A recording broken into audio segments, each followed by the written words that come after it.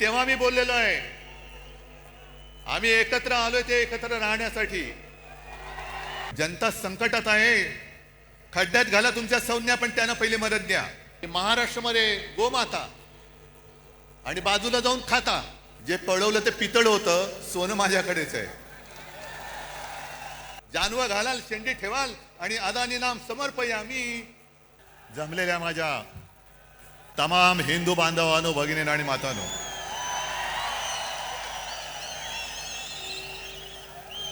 आपल्या परंपरेप्रमाणे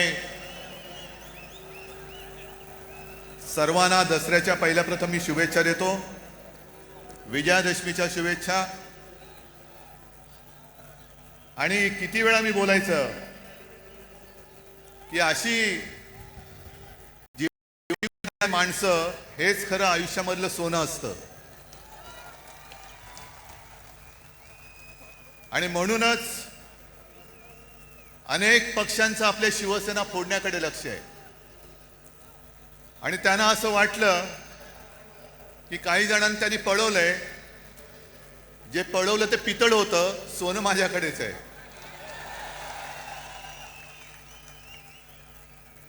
आता घरून येताना मी आजूबाजूला पाहत होतो,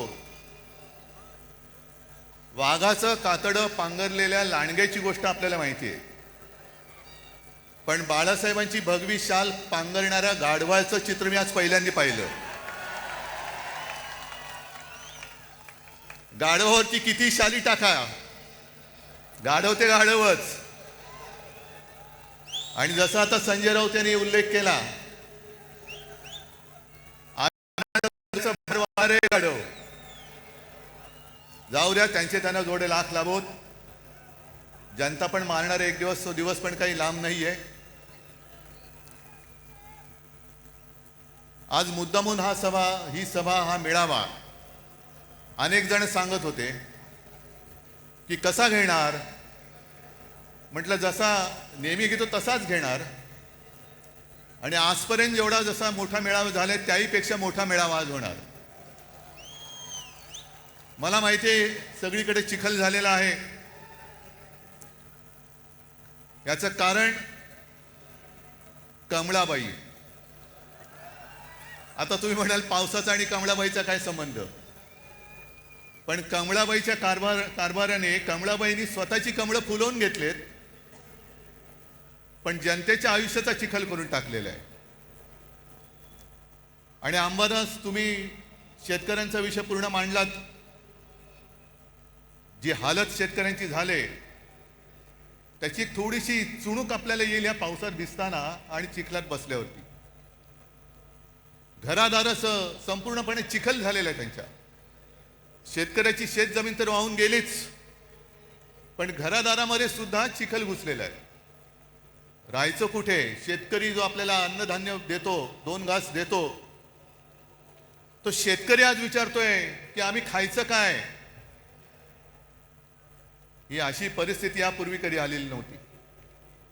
हे एवढं मोठं संकट आजपर्यंत मराठवाडा हा अवर्षणग्रस्त होता, आता तिकडे अतिवृष्टी झालेली आहे। अतिवृष्टी म्हणजे आपत्तीग्रस्त। आणि मी तुम्हाला सगळ्यांना आवाहन करतोय, सर्व शिवसैनिकांना आवाहन करतोय, हे संकट फार मोठं आहे। जसं लिंबाळा दाऊला भूकंप झाला होता आणि शिवसेनेने एक गाव आपण दत्तक घेतलं होतं, राऊते साहेब तुम्ही होतात, खैरे साहेब होते,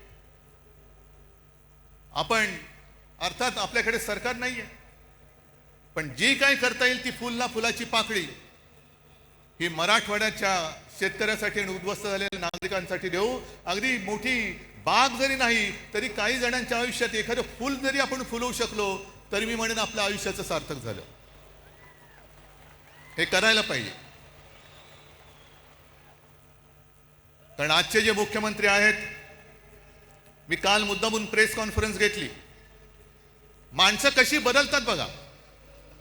आपलं राज्य होतं तेव्हा हेच बोंबलत फिरत होते, ओला दुष्काळ जाहीर करा, आणि आता ते मुख्यमंत्री झाल्यानंतर बोलतायत की ओला दुष्काळी संज्ञाच नाहीये, नसेल,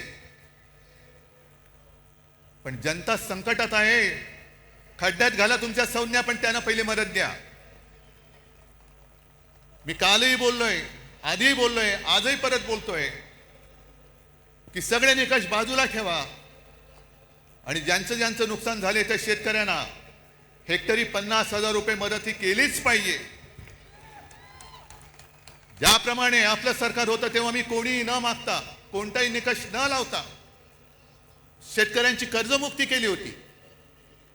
काय निकष होते तेव्हा, पण माझं कर्तव्य म्हणून मी ते केलं होतं. आणि निवडणुकीच्या तोंडावरती नाही तर एकमेव माझं अधिवेशन जे झालं होतं मुख्यमंत्री म्हणून नागपूरला, त्या पहिल्या नागपूरच्या अधिवेशनात मी कर्जमुक्ती जाहीर केली आणि कालबद्ध स्वरूपात ती पूर्ण करून दाखवली होती. तशी तुम्ही कर्जमुक्ती करा. अजून यांची 2017 साली जाहीर केलेली कर्जमुक्ती अजून होते, अजून शेतकरी प्रतीक्षेत आहेत, लाभ कधी मिळणार ते पण गेलं पाण्यात सोडून. पण 2017ची कर्जमुक्ती अजून होत नाहीये. आणि आपण कर्जमुक्त केलं होतं शेतकऱ्याला. दरम्यान कोरोनाचं संकट आलं आणि एक गोष्ट थोडीशी राहिली होती ज्याची सुरुवात केली होती की जो नियमित कर्ज परतफेड करतो त्याला 50,000 रुपये प्रोत्साहनपर राशी म्हणून आपण त्याला द्यायला सुरुवात केली होती. आपण सुरुवात केली आणि या गद्दारांनी त्यांच्या राशी पळवल्या आणि निघून गेले सुरत गुवाहाटीला. म्हणून ते अर्धवट राहिलं. पण आज आपला हा दसरा मेळावा होतोय. आणखीन 2-4 दसरा मेळावे झालेत. बाकीच्यांबद्दल मला काही बोलायचं नाहीये, पण विशेषतः संघाचा जो दसरा मेळावा झाला त्या संघाच्या दसरा मेळाव्याबद्दल मी जरूर बोलणार आहे. कारण 100 वर्ष ही काही थोडी थोडीची वर्ष नाहीये.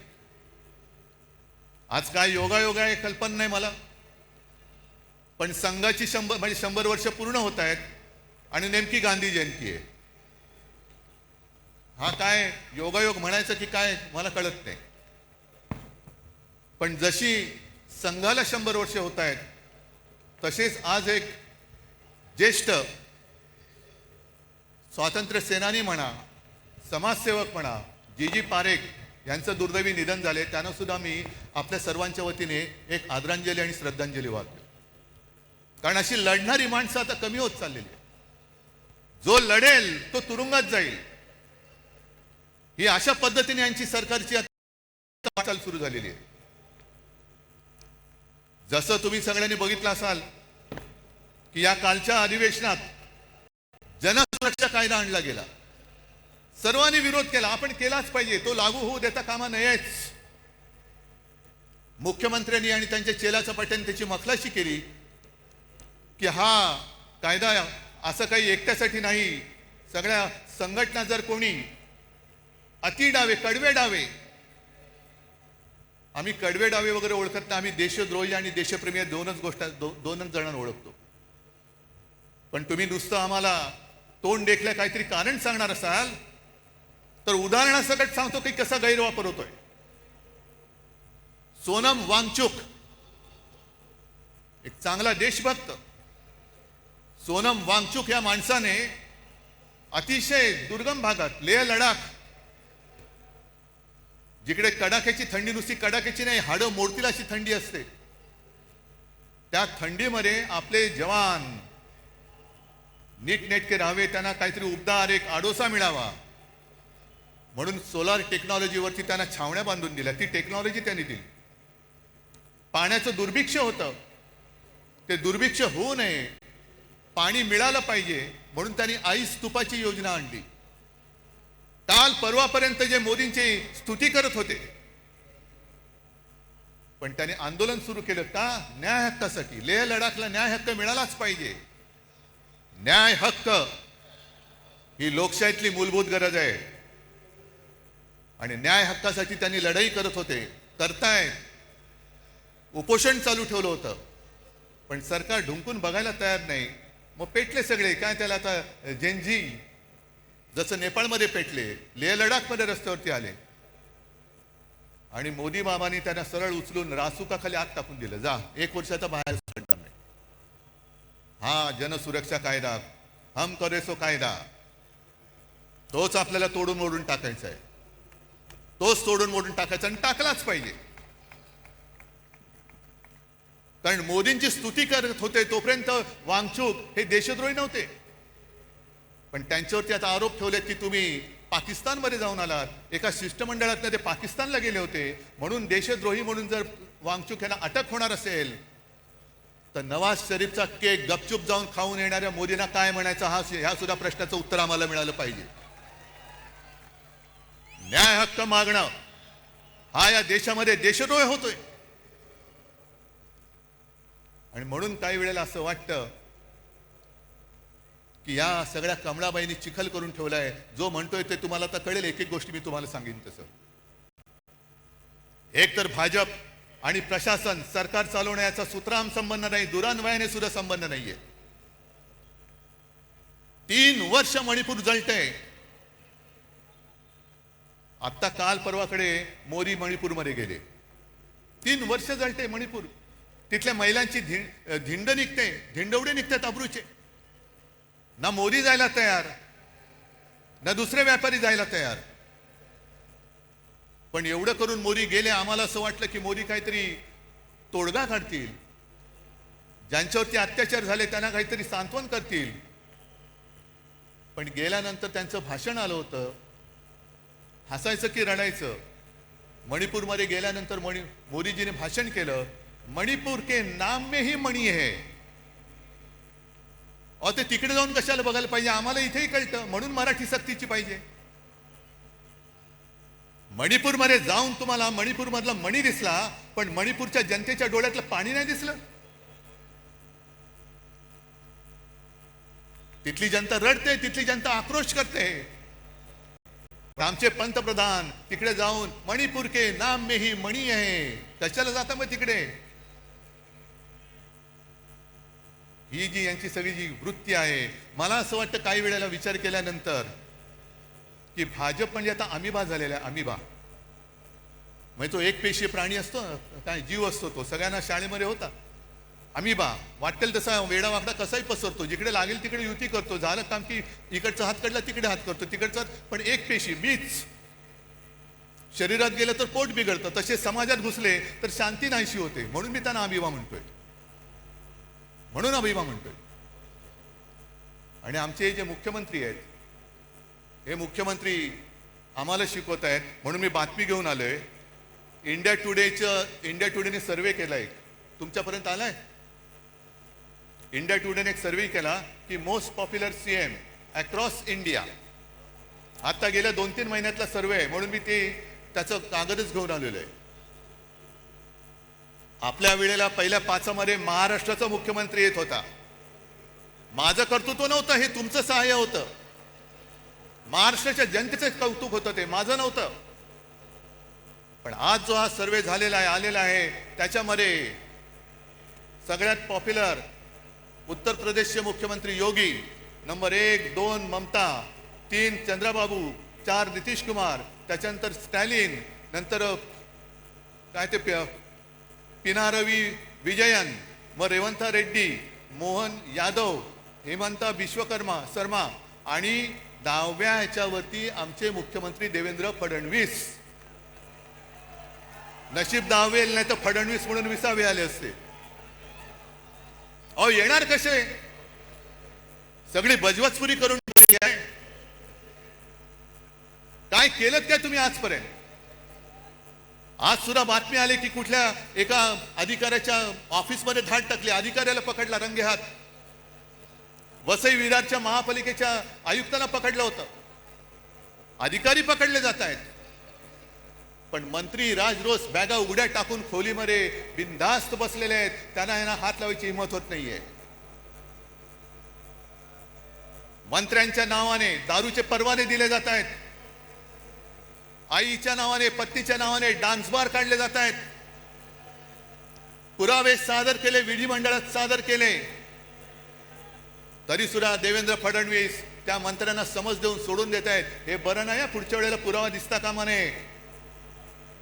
हे तुमचं राज्य, हा तुमचा कारभार.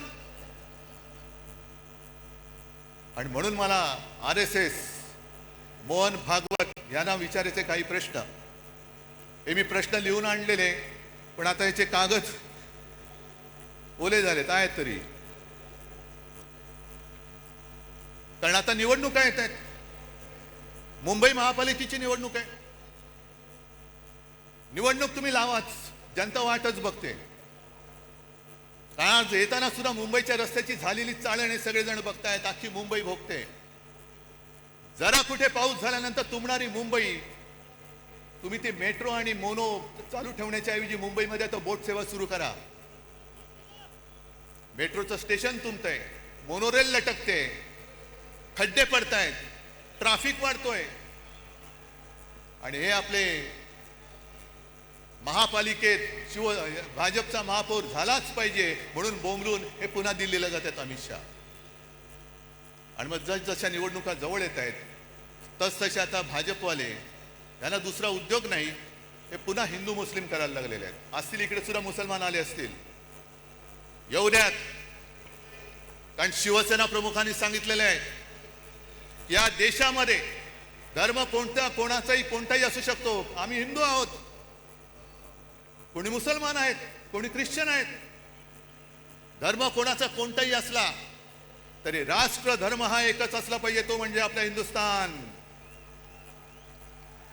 धर्म आपल्या घरामध्ये ठेवा, पण घराच्या बाहेर जेव्हा आम्ही पडतो तेव्हा आमचा देश हाच माझा धर्म, ही शिवसेना प्रमुखांची शिकवण आहे. आणि तुमचं काय हिंदुत्व? आता isakal.com आहे देशातील नंबर 1 ची मराठी न्यूज वेबसाईट. प्रत्येक अपडेटसाठी isakal.com ला नक्की भेट द्या. म्हणून मला मोहन भागवतांना विचारायचंय, आणि जे भाजपवाले आमच्या अंगावरती येत आहेत की ह्यानी मुंबई जिंकले तर खान महापौर होईल. अरे तुम्ही मुंबई जिंकू शकत नाही तर त्या अदानीच्या चरणावरती मुंबई तुम्ही समर्पयामी करून देऊन टाकाल. जानवं घालाल, शेंडी ठेवाल आणि अदानी नाम समर्पयामी. ही काय व्यापारी म्हणून तुम्ही इकडे मुंबईकडे बघताय, आम्ही आमचा जीव म्हणून मुंबईकडे बघतो आहोत. आणि आम्हाला जर का हिंदुत्व शिकवण्याचा प्रयत्न करत असाल तर पहिला आम्ही भाजपला परत सांगतो, तुमच्या फडक्यावरचा हिरवा रंग काढून टाका आणि मग आमच्याशी हिंदुत्वाच्या गप्पा करा. पहिलं ते तुमचं फडकच आहे, तो भगवा असूच शकत नाही. कारण भगवा हा शिवसेनेच्या हातामध्ये आहे, शिवसैनिकाच्या हातामध्ये. तुमच्या फडक्यावरचा हिरवा काढा आणि मग आमच्या अंगावरती या. आणि मग 100 वर्ष झाल्यानंतर मोहन भागवतांना मी सांगतोय की भागवत साहेब, हे तुमचे चेले चपाटी आहोत. 100 वर्ष झाल्यानंतर तुम्हाला समाधान आहे का की ज्या कामासाठी 100 वर्ष संघाने मेहनत केली आणि त्या मेहनतीला आज लागलेली ही विषारी फळं, ही फळं बघितल्यानंतर तुमचं समाधान होतंय का? तुम्हाला आनंद मिळतोय का की याजसाठी केला होता अट्टहास, ही विचारी सगळी फळं त्या झाडाला लागलेत? आणि मला असं वाटतं की कदाचित भागवत साहेबांना सांगता येत नसेल, पण RSSचा हेतू ब्रह्मदेवाचा बाप होण्याचा असेल. पण ब्रह्मदेव नाही झाला, ब्रह्म राक्षस झालेला आहे. आणि मुद्दामून तुम्हाला सांगतो, मी ब्रह्म राक्षस हा शब्द जाणीवपूर्वक वापरतो आहे. सगळ्यांनी घरी जाताना गुगलवरती ब्रह्म राक्षस या शब्दाचा अर्थ बघा. आमच्या अंगावरती हिंदुत्व म्हणून येताना मोहन भागवतांनी जे सांगितले, गेले काही वर्षातली त्यांची वाक्य आहेत. मुस्लिमों को लेकर RSS चीफ मोहन भागवत की बैठक में लिया गया बड़ा निर्णय, अब घर घर पहुंचेगी टीम. RSS प्रमुख मोहन भागवत ने दिल्ली में मुस्लिम धर्मगुरुओं के साथ बैठक की, जिसका उद्देश्य हिंदू और मुसलमानों के बीच की दूरी को कम करना है. पिछले 3 वर्षों से भागवत इस दिशा में सक्रिय है, मदरसों का दौरा कर रहे हैं और मुस्लिम नेताओं से मिल रहे हैं. हे जे बेंबीच्या देठापासून ओरडणारे भाजपडे आहेत त्यांना विचारतोय, मोहन भागवतांनी हिंदुत्व सोडले बोलण्याची हिंमत आहे का तुमची? आहे हिंमत? आणि हे एवढ्या पुरतं थांबलेलं नाहीये. या बातम्या ज्या आहेत, 2022 ची बातमी एक आहे की मोहन भागवत यांनी मशिदीला भेट दिल्यानंतर त्यांचे मुसलमानांचे जे सर्वोच्च नेते आहेत उमर अहमद इलियासी यांनी त्यांचा राष्ट्रपिता म्हणून उल्लेख केला. हिंदुस्थान मधल्या मुसलमानांच्या सर्वोच्च नेत्याने मोहन भागवतांचा राष्ट्रपिता म्हणून उल्लेख केला. जा भाजपड्यांना विचारा त्यांना जाऊन की हिंदुस्थानचे राष्ट्रपिता म्हणालेत का पाकिस्तानचे राष्ट्रपिता त्यांना म्हणालेत. आमच्या अंगावरती येतं. अरे तुम्हाला लाज लज्जा शरम काय आहे की नाही. एक तर काहीतरी ठरवा. आम्ही जे बोललो ते एवढ्यासाठी बोललो ना आकार ना उकार ना ध्येय ना धोरण. कसाही वावरतोय, कसाही वाढतोय, कसाही पसरतोय.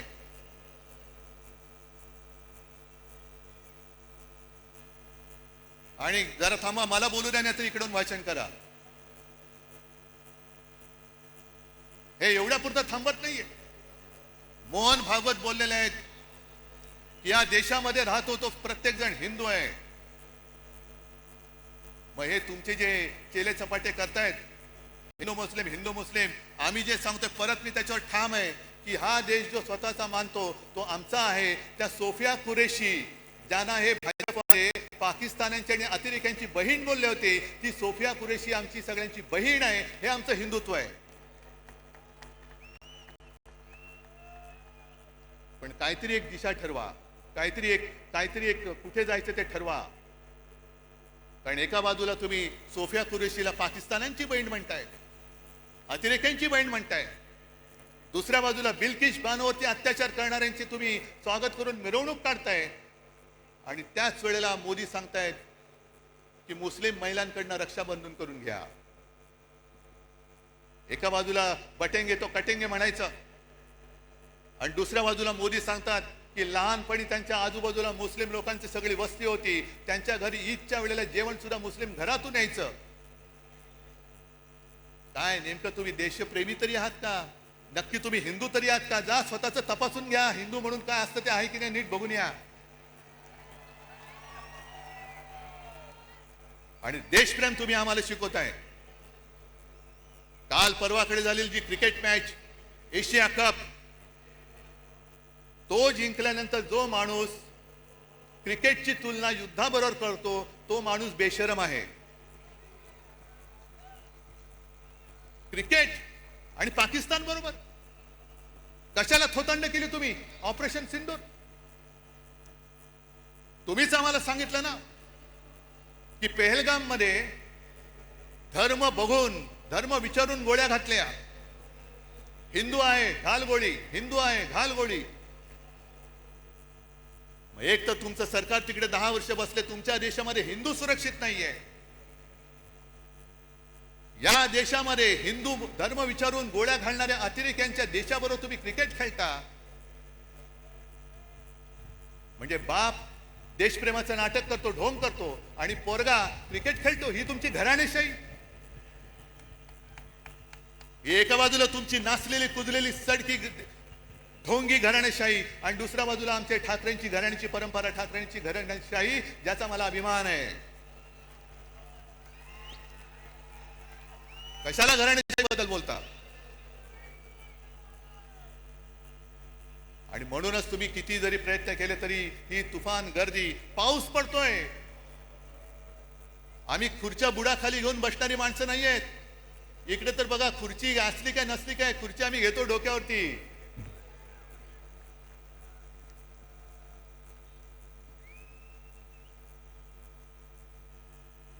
आणि मुंबईच्या बद्दल जर का बोलायचं झालं, कारण आता निवडणुका मागून निवडणुका येणार. काल परवाकडे जेव्हा मी शेतकऱ्यांच्या दौऱ्यावरती गेलो होतो, पाहणी त्यांच्याशी बोलत होतो, शेतकरी उद्विग्न आहे, रडतोय. आणि काही जण मला येऊन बोलत होते की साहेब तुमच्या काळात तुम्ही केलेली कर्जमुक्ती तशी आम्हाला पाहिजे, तुम्ही आम्हाला परत हवे आहात. म्हटलं आता दादा त्याच्यामध्ये जाऊ नकोस, पहिलं तुला संकटातून बाहेर काढावं लागेल. पण एक वाक्य बोलताना तो बोलून गेला ते फार महत्वाचं आहे. म्हणून मी जी काल मागणी केली लाडक्या बहिणीबाबत ती त्याच्यासाठी केलेली आहे. निवडणूक आल्यानंतर महिलांच्या अकाउंटमध्ये 1,500 रुपये टाकले गेले. आणि ही गोष्ट काही प्रमाणात आपण मान्य केली पाहिजे की महिला थोड्याशा नाही म्हटलं तरी जिकडे खायला अन्न नाही तिकडे 1,500 रुपये मिळत असतील आणि घरापुरते 1-2 रात्री मुलाबाळांना काहीतरी खाऊ देऊ शकत असेल तर महिला थोड्याशा नाही म्हटलं तरी अरे हे बरं चाललंय. पण तो शेतकरी बोलला की साहेब ही भाजपची अवलाद आहे ना, ही आता पगारी मतदार तयार करते, पगारी मतदार. आपल्याला महाराष्ट्राने ठरवायचंय की आपण भाजपचे पगारी मतदार होणार की स्वाभिमानी मतदार व्हायचंय, हे आता तमाम महिलांनी ठरवायचंय. कारण पंतप्रधान तिकडे बसलेत. आज माझी अशी अपेक्षा होती की सर्व कामं रद्द करून एक फुल आणि दोन हाफ जे आपल्याकडे आहेत, मुख्यमंत्री आणि दोन उपमुख्यमंत्री, हे तिकडे दिल्लीत जाऊन बसायला पाहिजे होते की माझा महाराष्ट्र आज बुडतोय, अतिवृष्टीमध्ये भिजून चाललाय, जीवन उद्ध्वस्त झालेलं आहे. सगळे निकष बाजूला ठेवून केंद्राकडनं आम्हाला भरघोस मदत द्या, 10,000, 20,000, 25,000 कोटी रुपये आम्हाला द्या.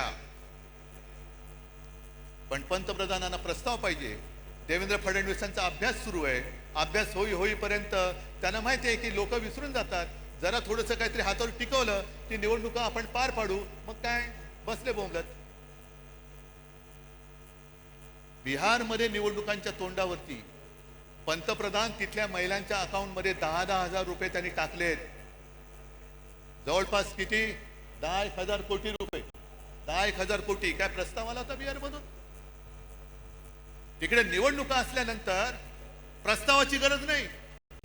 तुम्हाला मतं विकत घेण्यासाठी तुमच्याकडे पैसे आहेत, पण उद्ध्वस्त झालेल्या महाराष्ट्रासाठी द्यायला तुमच्याकडे पैसे नाहीत, हा माझा जाहीर आरोप आहे.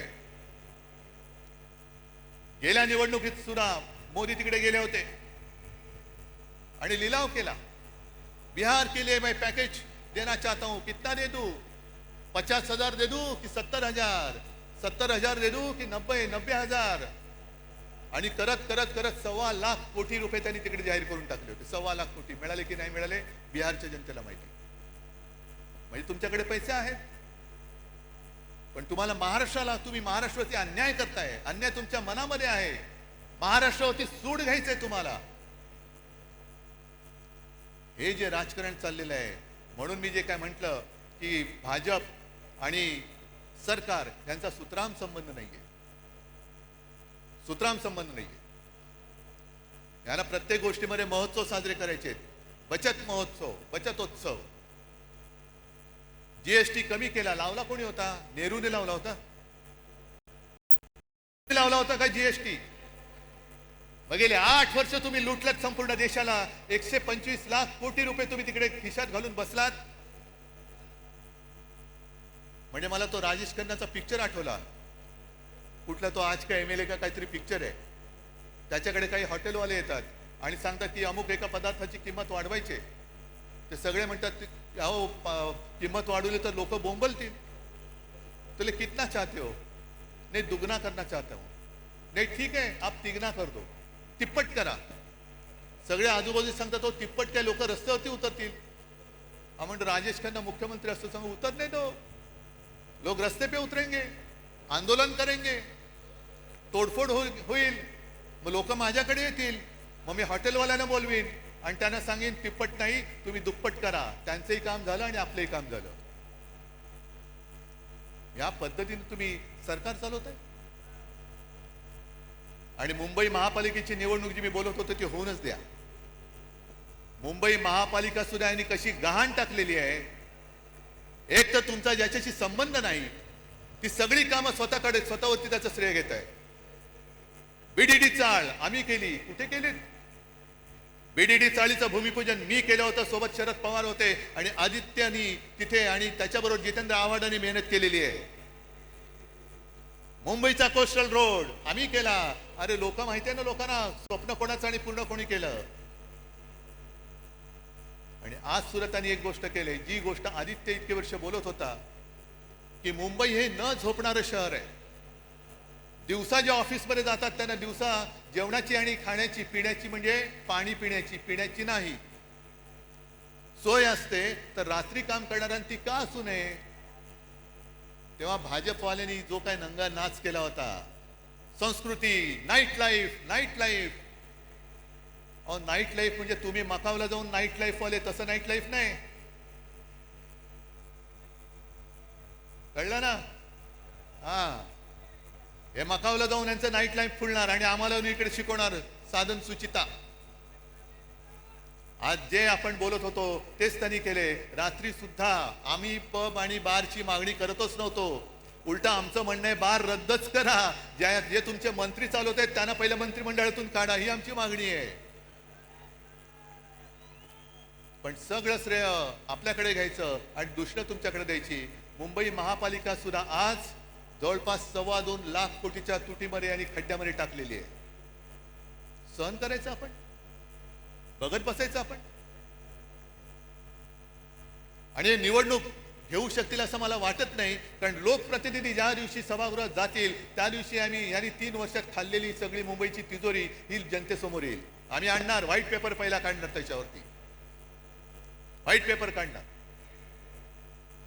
आहे. बोलण्यासारख्या बऱ्याच गोष्टी आहेत, मला हरकत नाहीये, पण तुम्ही तरी किती वेळ भिजणार?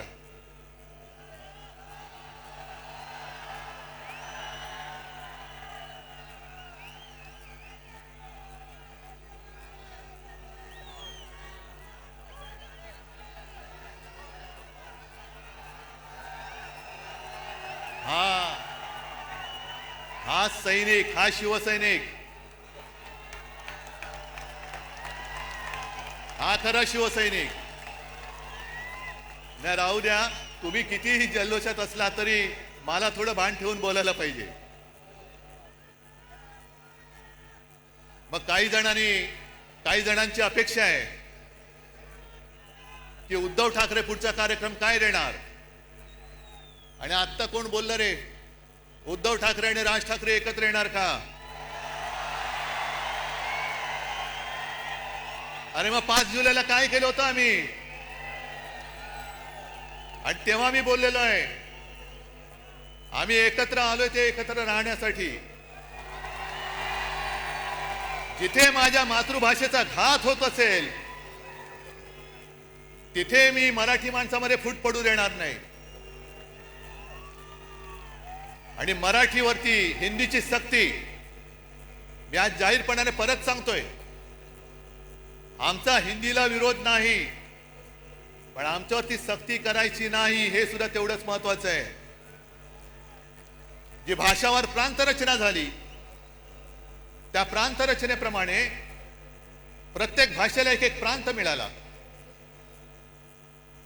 मग गुजराती लोकांना गुजरात मिळालं, बंगाली लोकांना बंगाल मिळालं, कानडी लोकांना कर्नाटक मिळाला, तमिळ सगळंच मिळालं, राजस्थान असेल, मध्य प्रदेश असेल, झारखंड असेल. तसा मराठी भाषेला महाराष्ट्र मिळाला.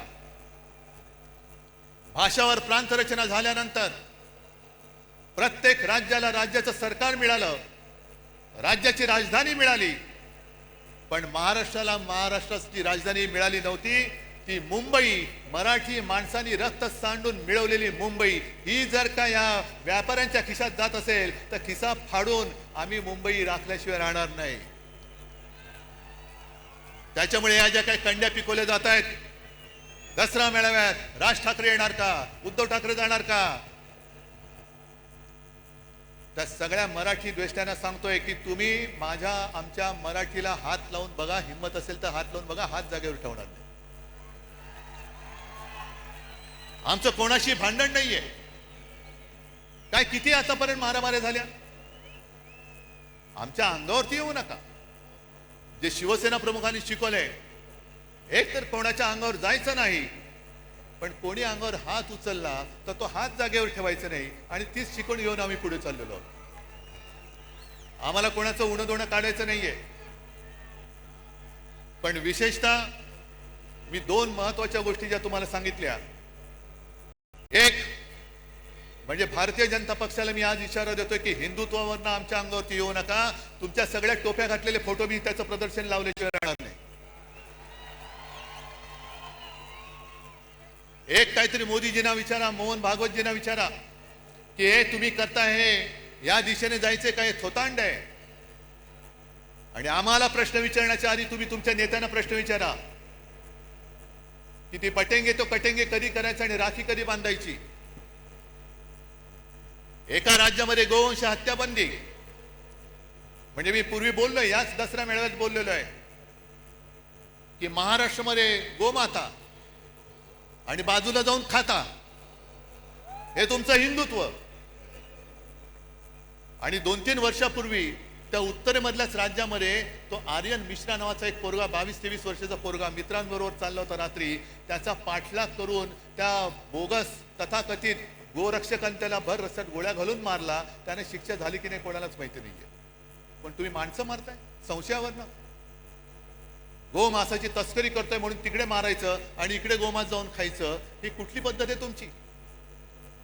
जे नॉर्थ ईस्ट आहे, जे किरण रिजिजू आहेत, त्यांनी सुद्धा सांगितले, तिथल्या त्यांच्या प्रदेशाध्यक्षांनी सांगितले की ते त्यांच्या राज्यामध्ये गोमांस खातात. मग ते तुमच्या पक्षात अजून कसे ठेवले? त्यांना काना लात मारून घालून टाकत. त्याच्यामुळे एकदा काय ती व्याख्या ठरवा, चौकट ठरवा.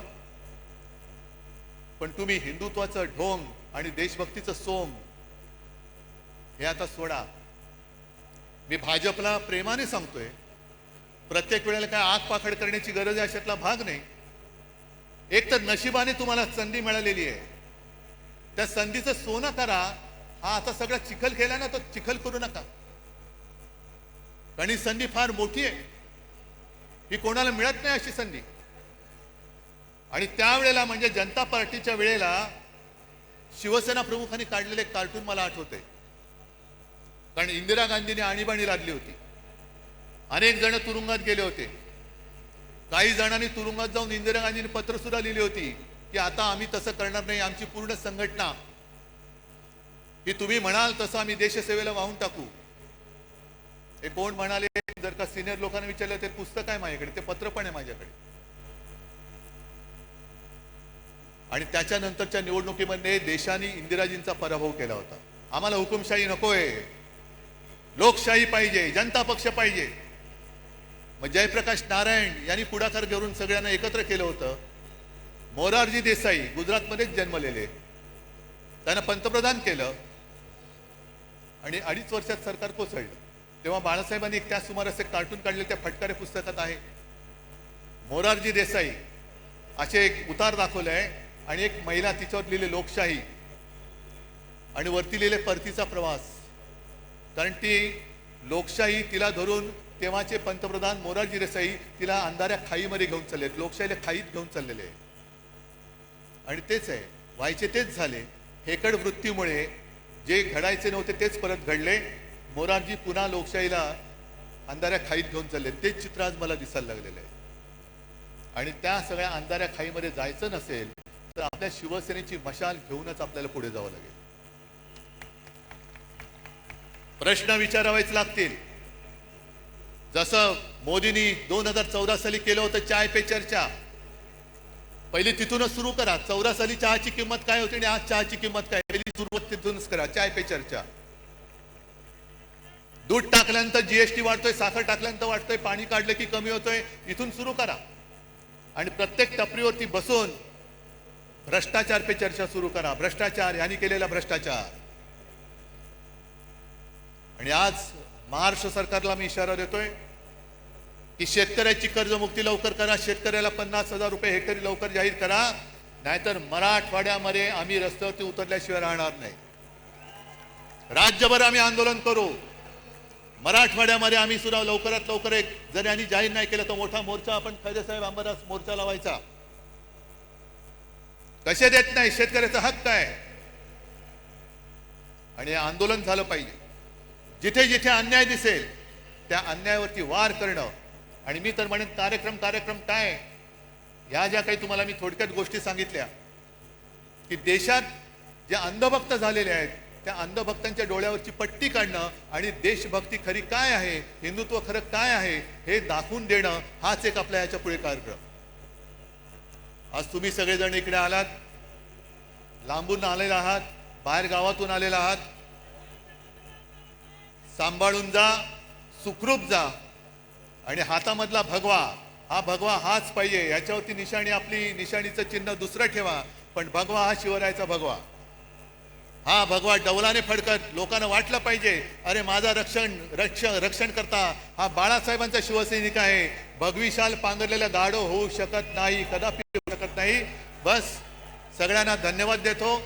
आणि असंच प्रेम, असेच आशीर्वाद कायम पाठीशी असू द्या. धन्यवाद. जय हिंद, जय महाराष्ट्र. देश विदेशातील प्रत्येक घडामोडींचे लाईव्ह अपडेट मिळवण्यासाठी आता साम टीव्हीच्या सर्व सोशल मीडिया प्लॅटफॉर्मला लाईक, फॉलो आणि सबस्क्राईब करा. तसंच सर्व नोटिफिकेशनसाठी बेल आयकॉन प्रेस करायला विसरू नका.